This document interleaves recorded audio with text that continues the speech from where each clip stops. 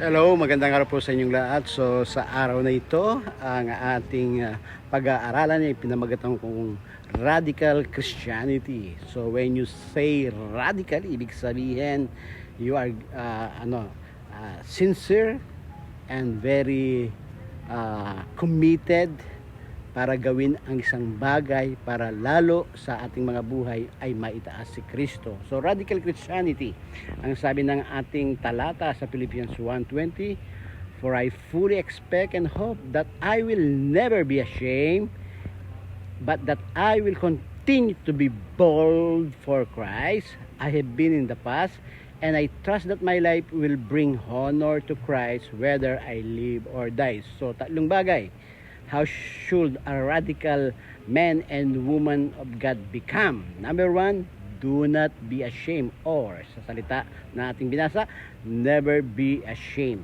You see, the best thing we can do in life, ito po, never be ashamed of our faith. Never be ashamed of Jesus Christ. Never be ashamed of sharing what God has done in our life. And then, this never be ashamed attitude, it's a very rewarding dito sa lupa at sa eternal, kasi we are connecting people to God so that they will find their purpose as a man and woman.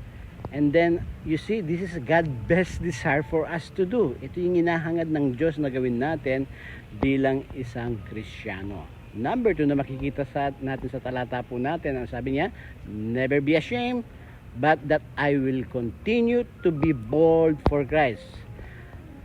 To be bold for Christ, yan ang ating number 2. Anong ibig sabihin ng to be bold for Christ? It means that we are all out for Jesus. 100% na yung ating paniniwala, pananalig, pagtitiwala sa ating Panginoon Jesucristo. It also means exalting Jesus, yung itinataas natin siya sa ating mga buhay. And of course, we make Jesus known anumang kalalagayang meron po tayo. This is what it means to be bold for Christ. Number 3 po natin is that life that will bring glory to Christ. A life that will bring glory to Christ. Anong ibig sabihin nito? That we should live a life worthy of Jesus. And number 2, we follow God wherever He lead us. Ito po yung ibig sabihin ng life that will bring glory to God.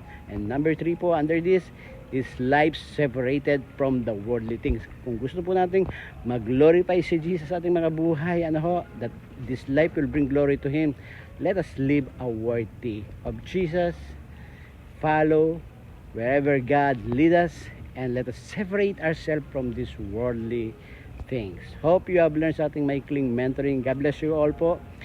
See you soon. Ilang araw na lang, magkikita-kita na tayo. God bless.